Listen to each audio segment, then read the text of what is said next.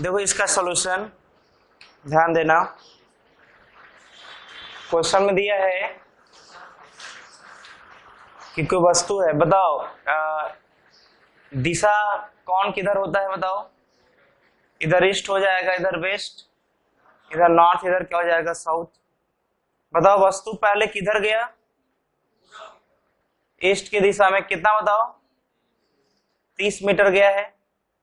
और उसके बाद जो है वो 40 मीटर किधर गया, नॉर्थ की दिशा में।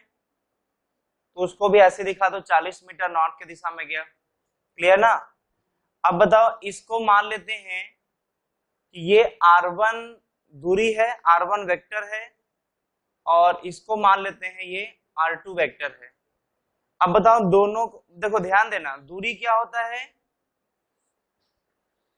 जो भी वैसे चलने के लिए तो ऐसे चला होगा। देखो ऐसे प्रैक्टिकली सोचेंगे तो वस्तु ऐसे गया होगा, पहले 30 मीटर आगे गया होगा ऐसे पूरब की तरफ, फिर उसके बाद नॉर्थ के डायरेक्शन में ऐसे गया होगा। कितना बताओ, 30 इधर और 40 इधर। बस मैं तो तुम यहां से डायग्राम से भी देख सकते हो।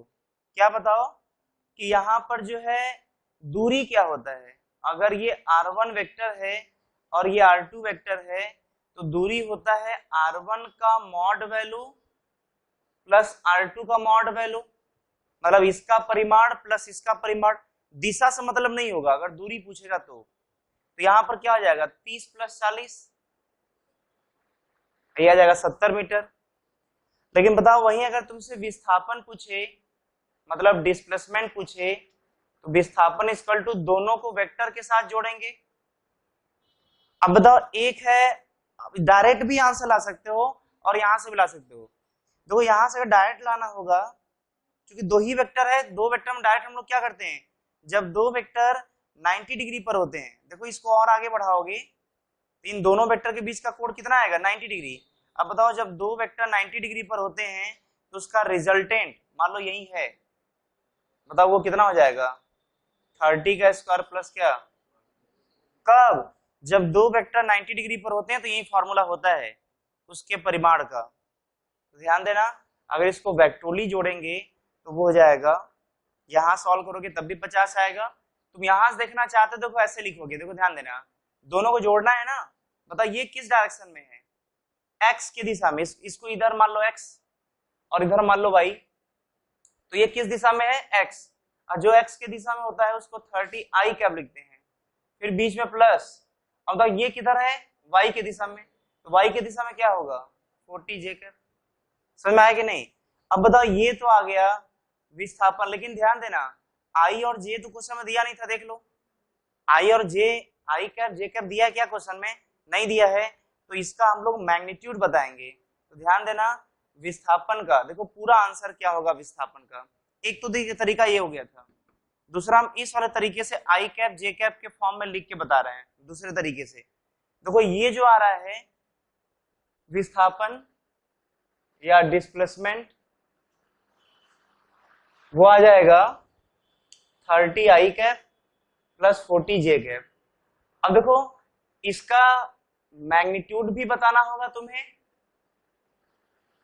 और दूसरा डायरेक्शन भी बताना होगा, क्योंकि डिस्प्लेसमेंट एक सदिश राशि है, वेक्टर क्वांटिटी है। तो दोनों क्लियर होना चाहिए, दोनों जवाब में, आंसर में दोनों के बारे में जिक्र होना चाहिए, मैग्नीट्यूड के बारे में भी और डायरेक्शन के बारे में भी। अगर मैग्नीट्यूड निकालना है तो कोई दिक्कत ही नहीं है। डिस्प्लेसमेंट का जो मैग्नीट्यूड होगा वो रूट में 3 का स्क्वायर प्लस क्या 4 का स्क्वायर 5 आ जाएगा। क्लियर। तो यही चीज यहां भी आ रहा था, अच्छा 30 के स्क्वायर है। अब देखो वही चीज यहां भी आ रहा था, हाँ, लेकिन ध्यान देना डायरेक्शन पर कैसे पता करोगे, तो पहले ये पता करोगे ये किधर है, तो बोलेंगे आई कैप है, तो आगे की तरफ हो जाएगा कितना बताओ 30, और 40 जे कैप, मतलब ये ऊपर होगा प्लस है ना, तो ऊपर होगा 40। अब बताओ इसका रिजल्टेंट जो इधर से आ रहा है 50, बताओ ये यहां से कितना एंगल बनाता होगा, तो alpha is equal to tan inverse, अब वो अल्फा से दूर वाला फॉर्मूले में होता है 40/30, देखो यहां से 4/3 आ जाएगा। अब ध्यान देना इसका आंसर कैसे देंगे, इसका आंसर देंगे विस्थापन बराबर 50 metre comma 50 metre comma tan inverse 4/3। सुनना ध्यान से, tan इनवर्स 4/3। बताओ इधर क्या होगा, ईस्ट होगा ना, और इधर क्या होगा, नॉर्थ होगा। बोलो, तो इसको लिखेंगे tan इनवर्स 4/3 ईस्ट से नॉर्थ की तरफ। ये एंगल किधर से किधर है, ईस्ट से नॉर्थ की तरफ।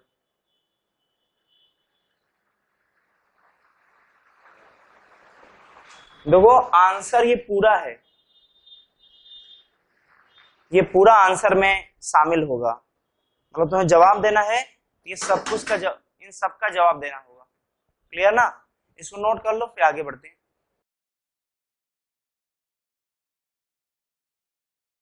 नेक्स्ट क्वेश्चन लिखना,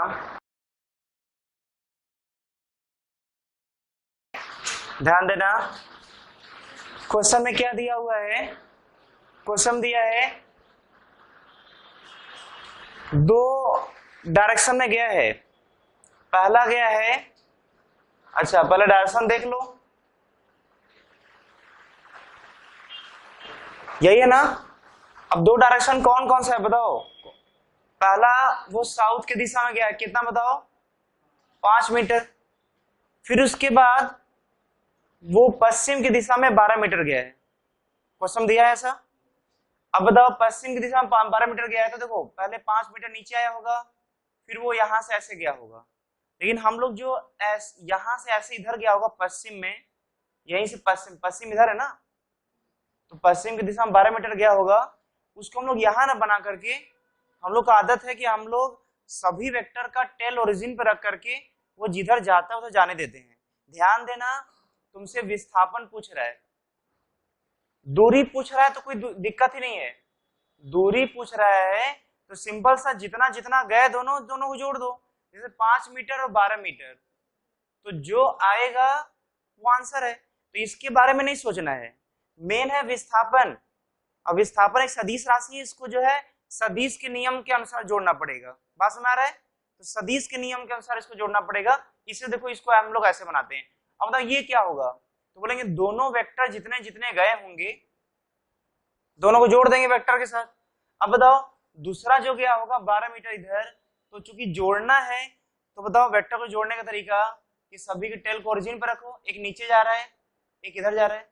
और ये तरीका तब बताए थे क्या कि सभी वेक्टर के टेल को ओरिजिन रखो, ये वाला तरीका कब बताए थे, जब दो से ज्यादा वेक्टर हो।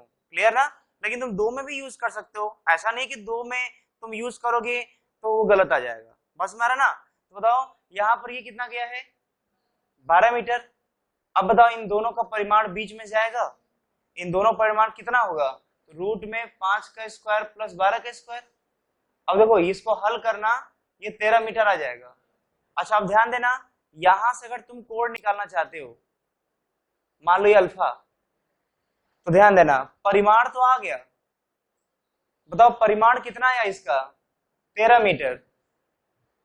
और उसका दिशा होगा, देखो बताओ अल्फा, तो alpha is equal to tan inverse. बताओ tan इनवर्स अल्फा से दूर वाला कौन है, 5, तो 5/12। अल्फा से दूर वाला भाई पास वाला, तो जाएगा 5/12। अब तो अल्फा ये आ गया ना। अब देखो दिशा ऐसे लिखेंगे, अल्फा मतलब tan इनवर्स 5/12 पश्चिम से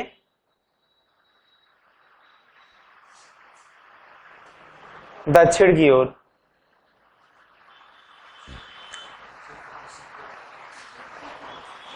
पश्चिम से दक्षिण की ओर कितना कोण बना रहा है, देखो पश्चिम से दक्षिण की ओर कितना कोण बना रहा है, वही यहां पर लिख दिया। तो ये दिशा बताएगा और ये परिमाण बताएगा, नोट कर लो, फिर आगे बढ़ते हैं।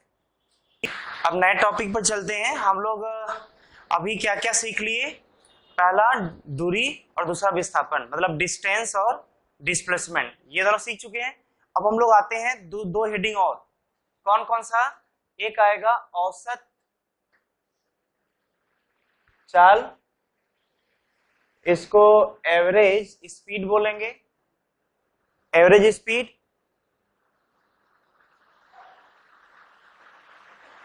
एवरेज स्पीड, और दूसरा आएगा औसत वेग,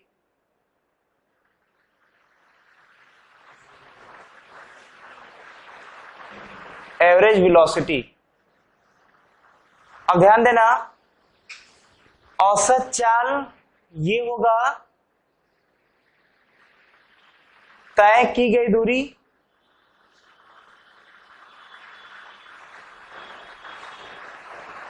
बटे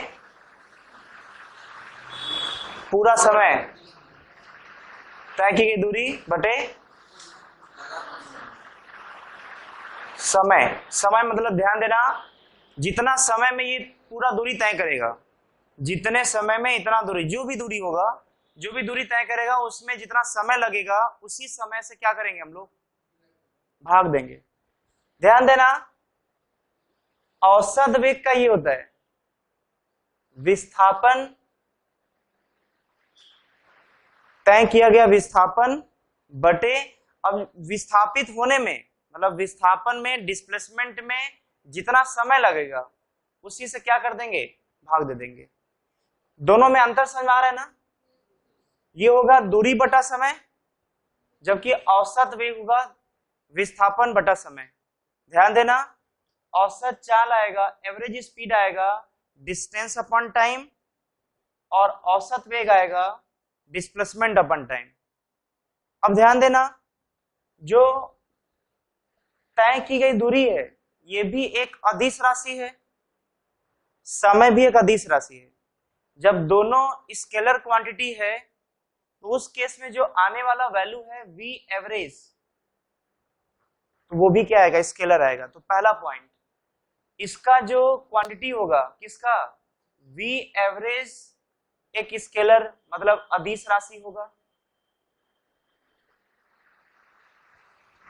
दूसरा पॉइंट देखो, इसका मात्रक, मात्रक बताओ, दूरी का होता है मीटर और ये हो जाएगा सेकेंड, तो मीटर पर सेकेंड। क्लियर?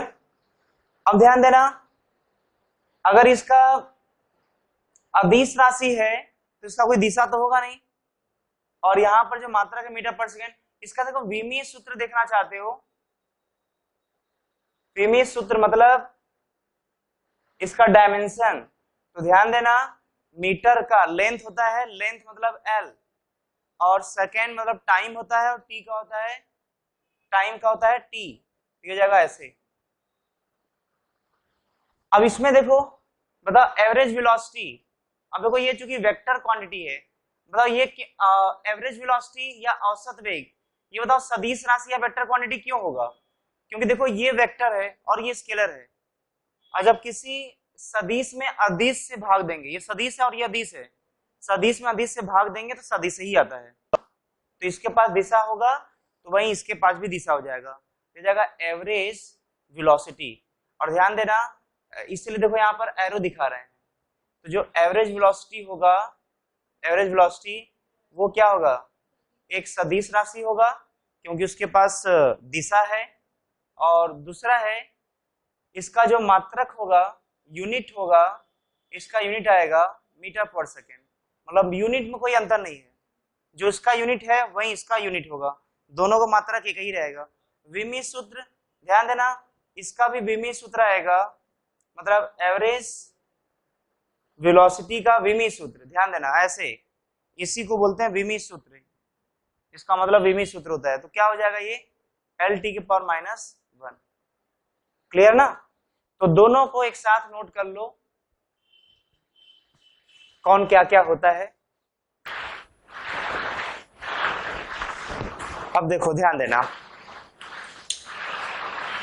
यहां पर दो पॉइंट हम लोग पढ़े हैं, एवरेज स्पीड जो होता है डिस्टेंस अपॉन टाइम, और दूसरा है एवरेज वेलोसिटी जो होता है डिस्प्लेसमेंट अपॉन टाइम। अब यहां पर जो एवरेज स्पीड है वो हमेशा उसका जो चूंकि ये देखो हमेशा पॉजिटिव होगा, या तो जीरो होगा या तो पॉजिटिव होगा, बताए थे, याद करो। क्योंकि डिस्टेंस क्या होता है, क्योंकि डिस्टेंस जो है या तो जीरो होगा या पॉजिटिव होगा, और जब ये जीरो या पॉजिटिव होगा तो एवरेज स्पीड भी क्या होगा, जीरो या, इसीलिए ये भी क्या होगा, जीरो या पॉजिटिव होगा, क्योंकि ये तो हमेशा पॉजिटिव ही रहेगा। लेकिन ध्यान देना यहां पर भी कह सकते हैं कि डिस्प्लेसमेंट चूंकि जीरो, नेगेटिव या पॉजिटिव हो सकता है, इसीलिए जो एवरेज वेलोसिटी आएगा वो भी जीरो, नेगेटिव या पॉजिटिव हो सकता है। समझ आया ना? तो ये औसत चाल ये हो सकता है, जबकि औसत वेग ये हो सकता है। और देखो पॉइंट बता, चूंकि ये बताए थे कि डिस्टेंस हमेशा बड़ा होता है या कभी कभी बराबर होता है डिस्प्लेसमेंट के। ध्यान देना, जब डिस्टेंस हमेशा बड़ा होगा डिस्प्लेसमेंट से, समय चूंकि एक ही होने वाला है तो समय से तो मतलब है नहीं, तो जो कि ये सबसे बड़ा होगा हमेशा या बराबर होगा, तो जो एवरेज स्पीड आएगा वो हमेशा बड़ा होगा या बराबर होगा किसके, डिस्प्लेसमेंट के। समझे?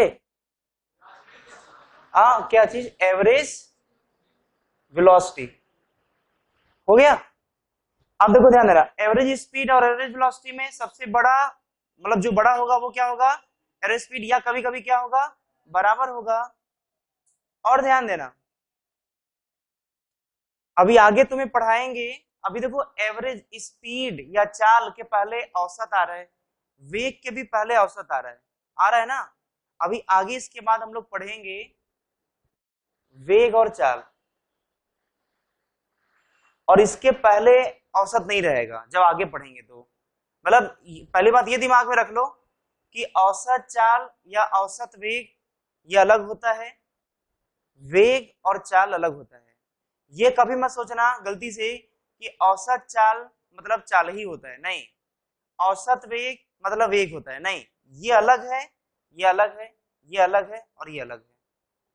बात समझ में आ रहा है? तो ध्यान देना, आगे तुम लोग को पढ़ाएंगे, बताएंगे कि जो वेलोसिटी का, देखो ये वेक्टर दिखा दिया तो मतलब ये वेलोसिटी हो गया, और ये देखो वेक्टर नहीं दिखा रहे हैं ऊपर, ये चाल हो जाएगा। ये कहा जाता है कि जो वेग का परिमाण होगा, परिमाण जैसी बोल दिया वैसे इसका दिशा गायब हो जाएगा। परिमाण का मतलब ही होता है उसका दिशा नहीं होगा। तो जो वेग का परिमाण होगा उसी को चाल बोलते हैं। इसके पास दिशा नहीं होता है, वेग के पास दिशा होता है। तो जैसे ही इसका परिमाण ले लिया इसका दिशा गायब हो गया, जैसे इसका दिशा गायब हो गया वैसे क्या बन जाएगा, वो चाल बन जाएगा। ये समझ आ रहा है कि नहीं? चाल के पास कोई दिशा नहीं होता, वेग के पास दिशा होता है। तो इसको सोच करके यहां पर ऐसा मतलब मत निकाल लेना कि जो औसत वेग है जब उसका परिमाण ले लेंगे तो वो औसत चाल आ जाएगा। अगर आगे हमें याद पड़ा तो एक बार और बताएंगे इस बात को। कब? जब वेग और चाल के बारे में पढ़ाएंगे आगे, मतलब वेलोसिटी और स्पीड के बारे में जब आगे पढ़ाएंगे तो वहां भी इस बात को दोबारा याद दिलाएंगे अगर याद पड़ा तो। नहीं तो पहली बार यहाँ पर जो बता रहे इसको दिमाग में बैठा लो। क्या? वेग का परिमाण वो चाल कहलाता है, लेकिन औसत वेग का परिमाण औसत चाल नहीं कहलाएगा। मतलब ये गलत है, ये बराबर नहीं होंगे। बात समझ आया कि नहीं? इसको नोट कर लो। किसको कैसे नोट करोगे ध्यान देना, पहले ये अलग से नोट कर लो, फिर ये पॉइंट नोट कर लो। पहले ये पॉइंट नोट करो, फिर ये पॉइंट नोट करो। 2 पॉइंट हो गया, और तीसरा पॉइंट ये हो गया। एक क्वेश्चन ट्राई करना तुम लोग, पहले इसको हल कर लो, उसके बाद फिर हम बताते हैं कैसे हल करेंगे। लिखना क्वेश्चन दो।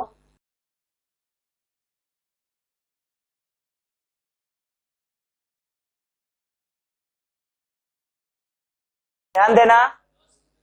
हाँ, पहली बार वो 10 किलोमीटर गया 1 घंटे में, क्योंकि नहीं 10 किलोमीटर देखो, मतलब उसका चाल कितना है, 10 किमी/आवर है, प्रति घंटा है, मतलब और कितने समय के लिए देखो, ये चाल दे दिया और ये दिया समय, इधर लिख देते हैं समय और यहाँ पर लिख देते हैं दूरी, जो दूरी चलेगा।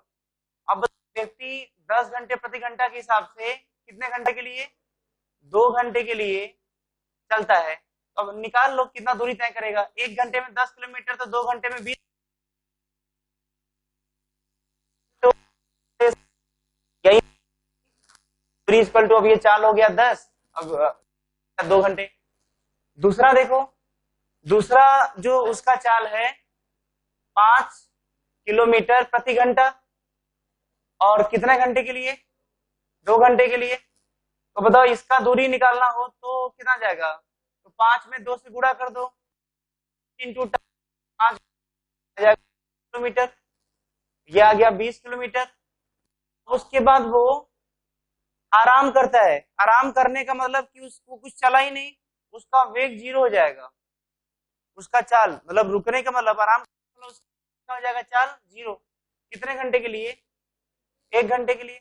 तो दूरी कितना तय किया, इंटू टी में v 0 है और t है 1, 1 घंटे, तो 0 किलोमीटर आ गया। उसके बाद वो ये नहीं दिया हुआ है, कितने चाल से चल रहा है, वो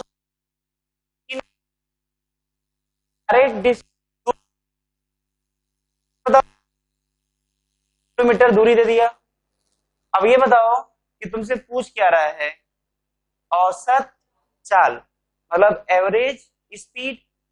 अब बताओ एवरेज स्पीड इक्वल टू क्या होता है, टोटल दूरी अपॉन, टोटल दूरी ये वाला है, जोड़ लो 20, 10, 30, 30, 40, कितना हुआ 70 किलोमीटर, ये हो जाएगा डिवाइडेड बाई कितने घंटे में, 2, 2, 4, 5, 3, 8।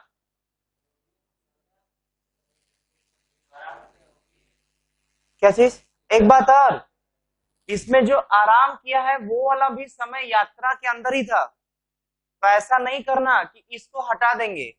हम बोले पूरे यात्रा के दौरान जितना पूरा समय लगेगा वो पूरे समय को जो है भाग देना है, ये नहीं कि आराम किया तो 1 घंटे वाला निकाल दिया 7 से भाग दे दिया, नहीं। तो ये हो जाएगा कितना बताओ, 35/4 किमी/आवर प्रति घंटा।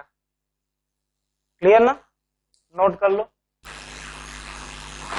अगला क्वेश्चन हल करना, लिखो। ध्यान देना क्वेश्चन को देखो, सॉल्यूशन उसका देखो क्या क्वेश्चन दिया हुआ है। उसमें लिखा हुआ है कि एक वस्तु ए से बी तक जाता है, कितने वेग से, यू वेग से। ये क्वेश्चन में दिया हुआ लिखा हुआ है, तो ए से बी तक यू वेग से आता है, फिर उसके बाद बी से ए की तरफ वी वेग से आता है, ये भी क्वेश्चन में लिखा हुआ है। और तुमसे पूछ रहा है एवरेज स्पीड, औसत चाल। अब बताओ औसत चाल इक्वल टू क्या होता है, डिस्टेंस, दूरी बटा समय। क्या होगा, दूरी बटा समय। अब देखो इसके जाने और आने में खास बात यह है कि जाते समय जितना दूरी तय किया था उतना दूरी आते समय भी तय कर रहा है। तो अगर जाने वाला दूरी x माने हो तो टोटल दूरी हो जाएगा x प्लस x, मतलब 2x हो जाएगा। इसका मतलब टोटल जितना दूरी तय करेगा वो हो जाएगा 2x, x जाने में और x आने में, x plus x 2x divided by, ये बताओ दूरी बराबर चाल गुणे समय होता है, मतलब s इज इक्वल टू या x is equal to vt हो जाएगा। अब ध्यान देना, बताओ जाने में कितना टाइम लगा होगा, तो बोलेंगे जाने में तय की गई दूरी x है और जाते समय उसका वेग u है। इसका मतलब हो जाएगा जाते समय अगर समय t1 है, जाते समय समय t1 है, तो वो हो जाएगा दूरी बटा चाल u। जब वापस जाएगा बी से ए तो समय को मान लेते हैं t2 होगा। अब बताओ वापस जाते समय वाला जो t2 है फिर उसका फॉर्मूला क्या होगा, दूरी, तो दूरी वही है x बटा चाल कितना है v। अभी बताओ कि जाने और आने के समय जो t1 t2 है दोनों को जोड़ दोगे तो क्या टोटल समय आ गया। अब बताओ कि 2x डिवाइडेड बाई t1 का मान कितना दिया है x by u plus t2 का मान कितना दिया है x बाई v। देखो यहाँ से x और x बाहर आ गया 2x by x 1 by u plus 1 by v, मतलब x से x कैंसिल हो गया। इसको हल कर लेना 2uv by u plus v आ जाएगा। देखो इसको इधर मल्टीप्लाई कर दो, इसको इधर, और जो नीचे आएगा उसको ऊपर कर दो, तो 2uv upon u plus v।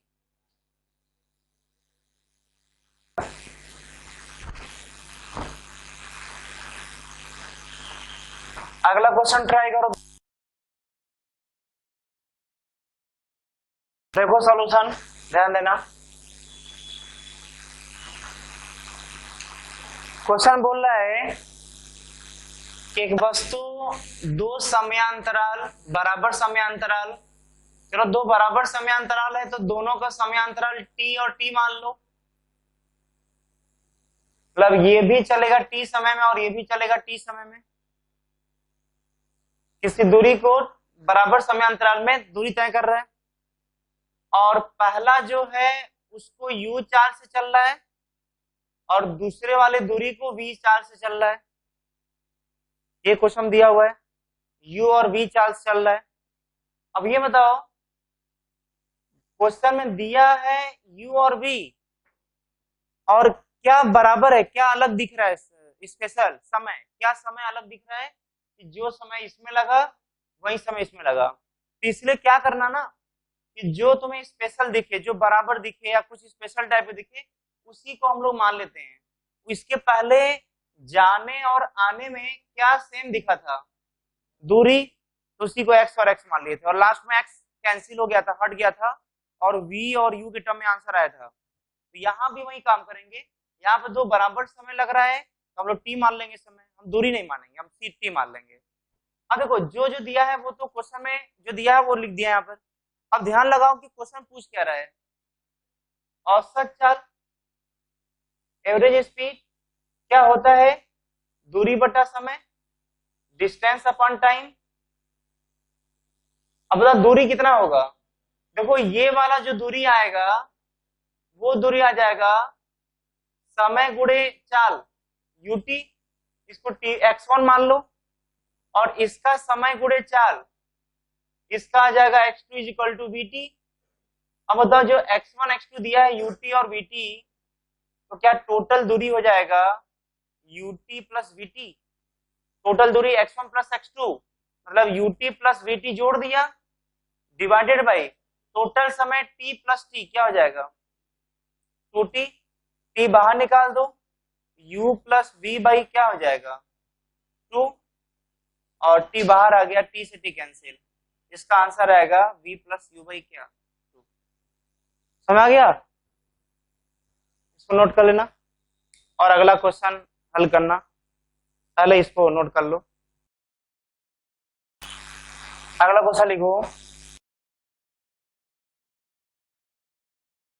बता वस्तु दो बराबर दूरी u और v चाल से चल रहा है, u और v चाल से, मतलब दो बराबर दूरी, तो मान लो ऐसे कि पहला दूरी ये है जो x होगा तो दूसरा दूरी भी बराबर है वो भी x होगा, तो दो बराबर दूरी u और v चाल से चलता है। अच्छा बताओ इस दूरी को u वेग से चल रहा है तो इस वाले में कितना समय लगा होगा, तो बोलेंगे t1 इक्वल टू दूरी बटा चाल x बाई यू, मतलब इसमें कितना लगा होगा समय, तो बोलेंगे दूरी बटा चाल x बाई v। अच्छा क्यों समय निकाल रहे हैं, क्योंकि देखो क्वेश्चन बोला औसत चाल एवरेज स्पीड पूछ रहा है, क्या होता है डिस्टेंस अपॉन टाइम। अब बताओ डिस्टेंस टोटल दूरी कितना है, यहां देख लो x plus x 2x by t1 plus t2 अब बताओ T1 T2 को जोड़ करके यहाँ रखेंगे तो क्या लिख सकते हैं, x by u plus x by v. और देखो यहाँ से सब x कैंसिल होकर के जो आएगा 2UV by u plus v आएगा। नोट कर लो, यही आएगा। नेक्स्ट क्वेश्चन है,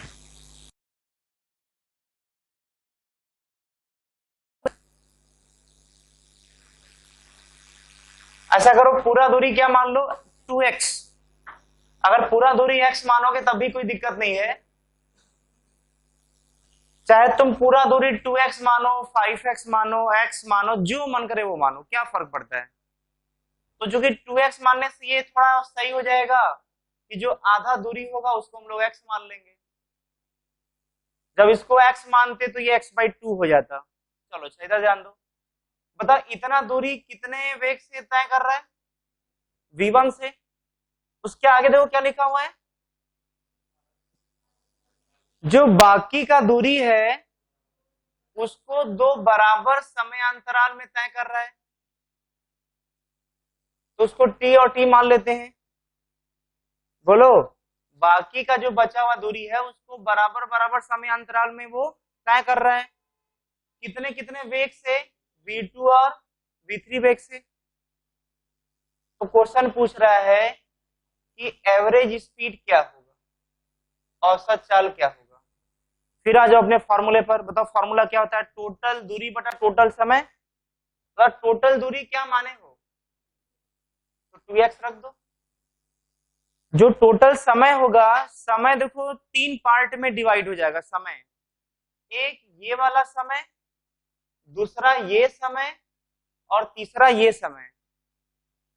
बताओ ये वाला जो समय होगा वो हो जाएगा दूरी बटा चाल, तो ये वाला समय लिख दोगे दूरी बटा चाल x बाई v1 प्लस, बताओ ये वाला समय फिलहाल में तुम t प्लस टी 2t तो लिख दो, लेकिन दिमाग में ये बात रहना चाहिए कि क्वेश्चन में सिर्फ v1 v2 और v3 दिया है, हम लोग अपने मन से x माने हैं और t माने हैं।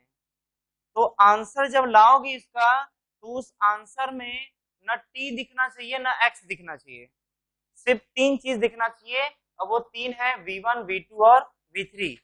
मतलब कुछ ऐसा करो कि x है, यहाँ भी x है, तो t को हटाने की कोशिश करो और t के जगह x को ला दो, तो ऊपर नीचे से कैंसिल हो जाएगा x x, या जो भी करना है वो करो, x और t को हटाना है। अब जो भी तुम दिमाग लगाना है लगा लो उसमें, x और t को। तो जो फिलहाल मेरे दिमाग में आ रहा है, हम लोग ऐसा कर सकते हैं क्या, देखो ये टोटल दूरी कितना है x, तो बताओ अगर हम लोग इस पूरे दूरी को, किसको, पूरे x को अगर दो दूरी में बांट दे, x1 और x2 दूरी में, x1 और x2 दूरी में, तो क्या कह सकते हो क्या कि जो x1 x2 दोनों मिलेंगे तो दोनों को जोड़ने के बाद ही x आ जाएगा, मतलब x इज इक्वल टू क्या हो जाएगा x1 प्लस x2, इन दोनों को जोड़ेंगे तो ये आ जाएगा पूरा दूरी। अब बताओ x इज इक्वल टू ये वाला जो दूरी होगा वो होगा चाल गुणे समय, दूरी इज इक्वल टू चाल गुणे समय, तो x1 इक्वल टू हो जाएगा v2 इंटू टी, फिर बीच में प्लस। बताओ ये दूरी निकालना है तो इसका चाल गुणे समय, इसका आ जाएगा v3 इंटू टी। अच्छा बताओ हमें अगर t के जगह x लाना है तो t का मान यहां से क्या लिख सकते हो, तो t को कॉमन ले लो, अंदर आ जाएगा v2 plus v3 equal to x, अगर t लाना है तो t बराबर इसको डिवाइड कर दो x में, तो x बटे v2 प्लस क्या हो जाएगा v3। बस अब इसी को जो है तुम यहाँ पर t के जगह रख दो। बताओ जैसे ही रखोगे तो क्या हो जाएगा 2x divided by x by v1 plus 2 into, बताओ t का मान क्या हो जाएगा x बाई, t का मान x बाई v2 प्लस क्या v3। अब ये बताओ यहाँ से x बाहर निकाल लो तो क्या ये ऐसे हो जाएगा, 2x डिवाइडेड बाई x बाहर आ गया, यहाँ बच जाएगा 1 by v1 plus 2 by v2 plus क्या v3। x से x क्या हो गया कैंसिल, और यहां से देखो आ जाएगा इसको इधर गुणा करो और इसको इधर गुणा करो, देखो कैसे आ जाएगा, देखो ध्यान देना। इसको इधर गुणा करो तो हो जाएगा V2 प्लस V3, इसको इधर गुणा करो तो आ जाएगा 2V1, 2V1। अब देखो ये दोनों जो गुणा होंगे नीचे वाले वो चला जाएगा ऊपर, जब ये दोनों गुणा होकर के ऊपर जाएंगे तो हो जाएगा 2 इंटू ये दोनों ऊपर जाएंगे तो V1, चूंकि ये पूरा इसके गुणे के साथ होगा V2 प्लस V3, यही आंसर। किसी का आया था? नोट कर लो।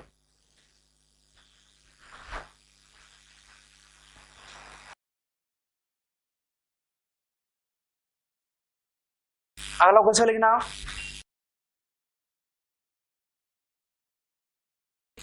देखो इसको कैसे हल करेंगे। वस्तु ए बिंदु से बी बिंदु तक कितने समय में दूरी तय करता है? 2 सेकंड दूरी तय करता है। तुम इस क्वेश्चन के लगातार जितने भी 5 क्वेश्चन करवाए इसके ऊपर, वो सब चाल पूछा गया था। इसके ऊपर जितने भी क्वेश्चन करवाए थे उसमें औसत चाल पूछा गया था। इस क्वेश्चन में औसत चाल नहीं पूछ रहा है, ध्यान दो, औसत है। बताओ औसत वेग जो एवरेज वेलोसिटी होगा, पहले उसका फॉर्मूला याद करो। डिस्प्लेसमेंट अपॉन क्या होता है? टाइम होता है। अब सुना ध्यान से, अगर तुम्हें याद होगा इसके पहले वाले लेक्चर को तुम रिवीजन किए होगे तो मालूम चला होगा कि अगर कोई 2 पोजीशन या 2 बिंदु दिया हुआ है तो उसका विस्थापन का फॉर्मूला होता है, लिखवाए थे तुम नोट्स में देख सकते हो, विस्थापन बराबर final position minus initial position. मतलब अंतिम स्थिति माइनस शुरुआती स्थिति, प्रारंभिक स्थिति। अब बताओ यहां पर कैसे मालूम चलेगा? देखो 2 बिंदु हैं, बताओ ये वाला प्रारंभिक है कि ये वाला प्रारंभिक है? तो जहां से चलना शुरू किया वो प्रारंभिक हो जाएगा, और जहां पर पहुंचा है बी पर पहुंचा है तो ये क्या हो जाएगा? अंतिम। यही हेड होगा और ये क्या होगा? टेल। देखो अंतिम वाला हेड हो जाएगा तो हेड माइनस टेल। अब ये बताओ कि विस्थापन मालूम करना है तो इसके हेड वाला में जो एक्स है उसके में घटाएंगे जो टेल वाले में एक्स होगा। अब देखो ये हो गया हेड और ये हो गया टेल, तो ध्यान देना 0 में से 2 घटाओगे तो 0 माइनस 2 आई कैप प्लस, अब वाई वाले में हेड वाले में से टेल घटाएंगे तो 0 माइनस 2 माइनस 0 जे कैप, फिर बीच में प्लस। अब हेड वाला जो बी है उसके जेड में से जो टेल वाला ए है उसके जेड वाले को घटाएंगे तो 4 में से 2 घटाओगे, ये आ गया के कैप। इसको ऐसे लिख दो माइनस 2 आई कैप, ये आ जाएगा प्लस 2 जे कैप, ये प्लस 2 के कैप। अब बताओ ये आया मीटर में। ध्यान देना यही क्या है? डिस्प्लेसमेंट है या विस्थापन है? अब बताओ कि डिस्प्लेसमेंट या विस्थापन ये आ गया तो हो जाएगा माइनस 2 आई कैप प्लस 2 जे कैप प्लस 2 के कैप डिवाइडेड बाई, मतलब टोटल समय कितना लिया है? 2 सेकेंड। ध्यान देना इसमें से जो 2 2 2 कॉमन निकालोगे तो वो क्या 2 को कैंसिल कर देगा। जब इस 2 वाले को कैंसिल करेगा तो अंदर आ जाएगा माइनस आई कैप प्लस जे कैप प्लस के कैप। ध्यान देना आई जे के में आंसर आ गया एवरेज वेलोसिटी का। लेकिन अगर इसका तुम्हें परिमाण निकालना है तो एवरेज वेलोसिटी का जो परिमाण आएगा हो जाएगा रूट में -1 का स्क्वायर प्लस। अगला क्वेश्चन देख लेते हैं, ध्यान देना। क्वेश्चन में क्या दिया है? 10 किलोमीटर किधर चलता है? इधर ईस्ट हो गया, इधर साउथ होगा ना, तो 10 किलोमीटर ईस्ट में चलता है, फिर 10 करड़ी में 3 किलोमीटर साउथ में चलता है। तो बताओ, और टोटल समय कितना लग रहा है? टोटल समय 5 घंटे लग रहा है, 5 घंटे। अब बताओ कि पहले इधर चला फिर इधर चला, तो बताओ दो वेक्टर है और दोनों के बीच 90 डिग्री है, तो परिणामी इसका आएगा दूरी रूट में 10 का स्क्वायर प्लस क्या 10√3 का स्क्वायर। बताओ कितना आ जाएगा? हाँ, इसको हल कर लेना, ये 20 आएगा। ध्यान देना, यही विस्थापन होगा।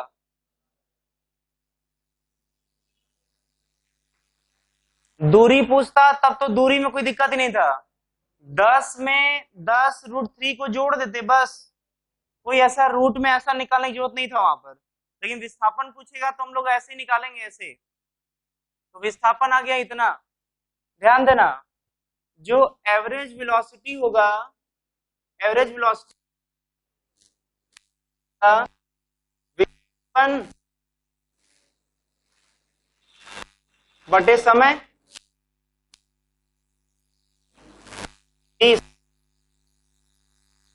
4, तो 4 किलोमीटर पर आवर हो जाएगा, 4 किमी प्रति घंटा। लेकिन ध्यान देना, दिशा भी इंपॉर्टेंट है, किधर डायरेक्शन होगा उसको देख लेते हैं। ध्यान देना, जो विस्थापन का दिशा होगा और जो औसत वेग का दिशा होगा, दोनों बराबर होंगे। जो विस्थापन का दिशा होगा उसी दिशा में औसत वेग का भी दिशा होगा। तो तुम विस्थापन वाले का दिशा पता कर लो, वही औसत वेग का दिशा हो जाएगा। ध्यान देना, जो औसत वेग आएगा, याद करो औसत वेग एक सदिश राशि है। जब ये सदिश राशि है तो इसके पास मैग्नीट्यूड भी होगा और डायरेक्शन भी होगा।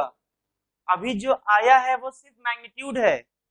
मैग्नीट्यूड तुम बोल रहे हो 4 किलोमीटर प्रति घंटा, डायरेक्शन कैसे लिखोगे? ध्यान देना, डायरेक्शन कैसे लिखा जाएगा। यहां से देखो, ये होता, इसको अल्फा मान लो, अल्फा। तो बताओ alpha is equal to tan inverse, बताओ अल्फा से दूर वाला कौन है? tan√3 डिवाइडेड बाई पास वाला कौन है? देखो यहाँ 10 कैंसिल, tan इनवर्स किधर भेज दो, tan alpha is equal to √3, तो अल्फा इज इक्वल टू, ध्यान देना, इसको शायद तुम ध्यान दो तो ऐसे आ रहा है, ऐसे ऐसे, और ये कितना कोण बना रहा है? 60 डिग्री। बताओ ये ईस्ट है ना, ये साउथ है ना, इसका ईस्ट से साउथ, पूर्व से दक्षिण, ये उसका परिमाण हो गया, ये उसका दिशा हो गया। समझे कि नहीं? आज जो है हम लोग 2 हेडिंग पर क्वेश्चन प्रैक्टिस किए हैं। किस पर? एक औसत चाल और दूसरा औसत वेग। अब अगले दिन हम लोग औसत त्वरण के बारे में पढ़ेंगे। किसके बारे में? औसत त्वरण, एवरेज एक्सेलरेशन के बारे में पढ़ेंगे। क्लियर ना? इतना बाकी नोट कर लो।